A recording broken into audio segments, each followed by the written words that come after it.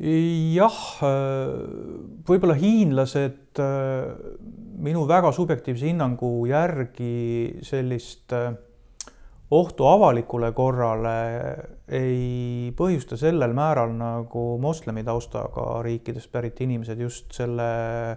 terrorismimeelsuse tõttu, eks on ju, islamismi tõttu. Hiina puhul on see teine teema, et Hiina riik sunnib oma kodanikke ja ka Hiina päritolu inimesi sellises luuretegevuses osalema ja see õõnestab riigi julgeolekut, eks. Aga ta ei ohusta, ütleme, sellist igapäevast avalikku korda, et ta ei ole võib-olla sellisele keskmisele inimesele selles mõttes nii ohtlik, on ju, jah, riigile on ta ohtlikum. Aga terrorismi puhul on lihtsalt see, et ja noh, islamistlik terrorism on ju suurema osa terrorirünnakutest Euroopas ju põhjustanud, et see paremradikaalide nii-öelda terror nii-öelda vastusena siis mingis mõttes, ma ei taha seda õigustada, vaid ma ütlen, kuidas nad ise seda põhjendavad, islamistide toetajate vastu või riigivõimu vastu, et see on siiski hetkel nagu selline teisejärguline. Et eks seal on nagu väga palju põhjuseid, miks see on nii läinud, et kindlasti ettevõtjate lobi on olnud väga tugev poliitikute suhtes ja eks ta on selline kergema vastupanu teed minek, et võtta selliseid madalapalgalisi lihttöid tegevaid inimesi, et see on selline üldine suundumus Euroopas igal pool olnud, et noh, mul siin üks poliitikust tuttav ütles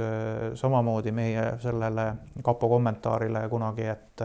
et umbes mine vaata lehmalauta, et palju seal kohalikke toimetab või lihttööd teeb, et umbes kas kõik on ukrainlased või ma ei tea, kuskilt Moldovast ja nii edasi, et jah, see on argument küll, aga mina ei ole majandustaustaga inimene, et ütelda, mis siis peaks selleks tegema, aga võib-olla see kõlab naiivselt, aga mulle nagu paistab, et Jaapan, kus on ka väga vähe sisserändajaid, on leidnud kuidagi viisi, et see vananev ühiskond saab ise endaga hakkama, et seal on pandud väga palju raha kõrgtehnoloogiale, robotid, kõik selline tehnoloogia, et nad ei vaja mingil põhjusel nii palju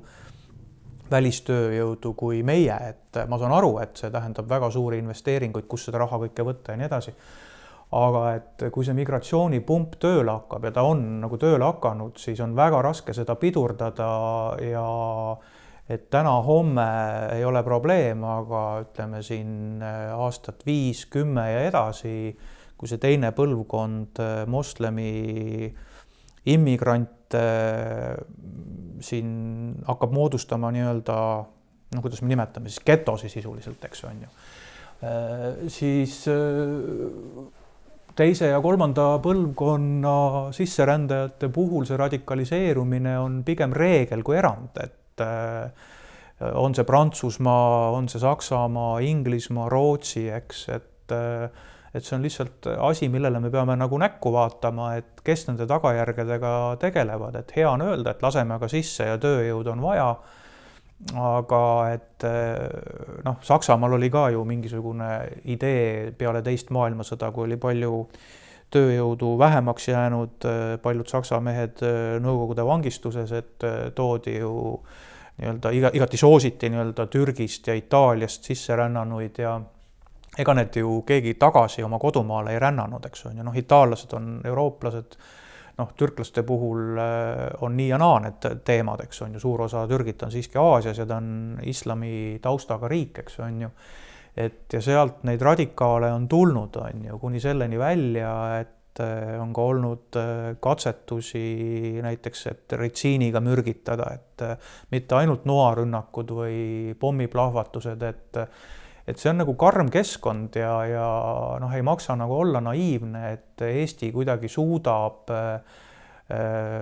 vältida neid arenguid, mis igal pool mujal on olnud, et noh, ehk me midagi suudame, et ütleme, minu endised kolleegid kaitsepolitseis näevad igapäevast vaeva, et terrorismi ennetada, aga kapo juhina olen ma seda öelnud, ütlen ka praegu, noh, terrorirünnak on paratamatus. Küsimus on see, et millal see toimub. see ei ole küsimus, et kas ta üldse toimub, et see mingil hetkel tuleb, on ju. See võib olla ka lihtsalt ebastabiilne konvertiit, kes ei ole üldse näiteks moslemi taustaga, mõni eestlane või kohalik vene keelt kõnelev inimene, kes on islami vastu võtnud ja on võib-olla lihtsalt psüühiliselt ebastabiilne ja otsustab mingisugusel hetkel millegi ajendil kedagi pussitada ja karjub, et ta teeb seda islami nimel, eks on ju. Aga kui me nagu võtame neid võõramaalasi siia liiga palju juurde, siis mingil hetkel on see paratamatu, nii et ma arvan, et see on ühiskonnas lõpuni läbi rääkimata, et see kiire kasumi soov ja tööjõuvajadus nende tulevikuriskidega, et see on nagu minu meelest läbi rääkimata ja meil on õnneks hästi läinud, et ei ole olnud ühtegi rünnakut, et me võime ainult ette kujutada, milline poliitiline kemplus tuleb selle tõttu, kui keegi moslemi taustaga inimene siin terroriakti toime paneb ja mida siis ennast konservatiivseks erakonnaks pidavad Eesti erakonnad siis arvama hakkavad sellest, et milline kihutustöö siis lahti läheb, nii et see on selline probleem, mille ees minu meelest on natuke nagu silm kinni pigistatud ja selle tõttu on kaitsepolitsei nii selles tänavuses aastaraamatus kui ka mitmetes eelnevates väga palju sellest terrorismist rääkinud ja siin isiklikult ka mulle on EKRE teinud etteheiteid, et me ei ole sellesse tõsiselt suhtunud, mis täielikult ei vasta tõele, et me oleme aastaid rääkinud terrorismi ohust, et võib-olla lihtsalt seda varem ei ole märgatud, nii